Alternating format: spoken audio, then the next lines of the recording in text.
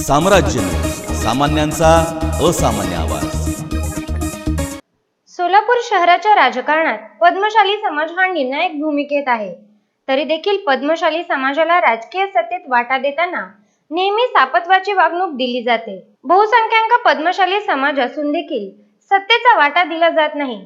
पद्मशाली समाजाच्या जोरावर इतर तेलुगू भाषिकांना सत्तेत सामावून घेतले जात आहे, असं म्हणत पद्मशाली समाजातील भाजपाच्या नगरसेवकांनी मार्कंडेय मंदिरात बैठक घेऊन पद्मशाली समाजाला सत्तेचा वाटा मिळवण्याचा निर्णय घेण्यात आल्याची माहिती श्रीनिवास कर्ली यांनी दिली। त्या ठिकाणी श्रीनिवास कर्ली मी स्वतः आमंत्रित केलं होतं आणि त्या आमंत्रणाला सगळे नगरसेवक उपस्थित झाले। त्या ठिकाणी अविनाश बोंबड्याल, श्रीकांचना यन्नम, व्यंकटेश, अनिता कोंडी आणि बिर्रुताई, अजून एक माझी ज्येष्ठ विरोधी पक्षनेते रामचंद्र जन्नू आणि पांडुरंग दिड्डी हेही त्या ठिकाणी उपस्थित होते आणि त्यांच्या अध्यक्षतेखाली या बैठक पार पडली आणि उमेश आडम या ठिकाणी होते।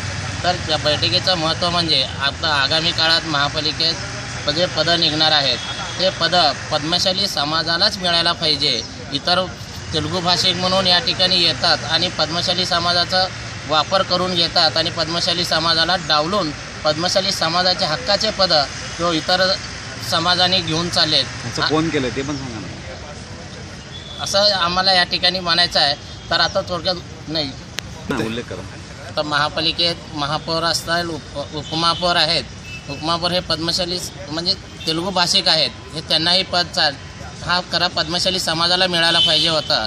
त्या ठिकाणी त्या उपमहापौर हे पद घेऊन गेले। तोगटवीर आहेत का? तोगटवीर आहेत। आणि त्याच पद्धतीनं आता आगामी काळात जो नागेश वल्ल्यावर जो महापौर आणि उपमहापौर पदासाठी जो दावा करायला लागला आहे तो तेलुगू भाषिकांना मिळाला पाहिजे या पद्धतीनं तो दावा करायला लागला, तो साफ चुकीचा आहे। तो वर पद्मशाली समाजातल्या जय मार्कंड यांनाच मिळाला पाहिजे, वल्ल्याळ नाहीत का पद्मशाली? वल्ल्याळ नाही। तो राजकीय नेत्यांनी आमच्या पद्मशाली समाजाला नेहमीच डावलण्याचे दाखले देत कर्ली यांनी भाजपाचे नगरसेवक नागेश वल्ल्याळ आणि शशिकला बत्तूल याचा आमचा संबंध नाही, ते तेलुगू भाषिक असल्याचा खुलासा केला। वेळीच पद्मशाली समाजाला पालिकेच्या सत्तेत सन्मानाची पदे नाही दिली तर येणाऱ्या विधानसभेला मोठी किंमत मोजावी लागेल, असा इशारा देखील भाजपाचे नगरसेवक श्रीनिवास कर्ली यांनी दिला।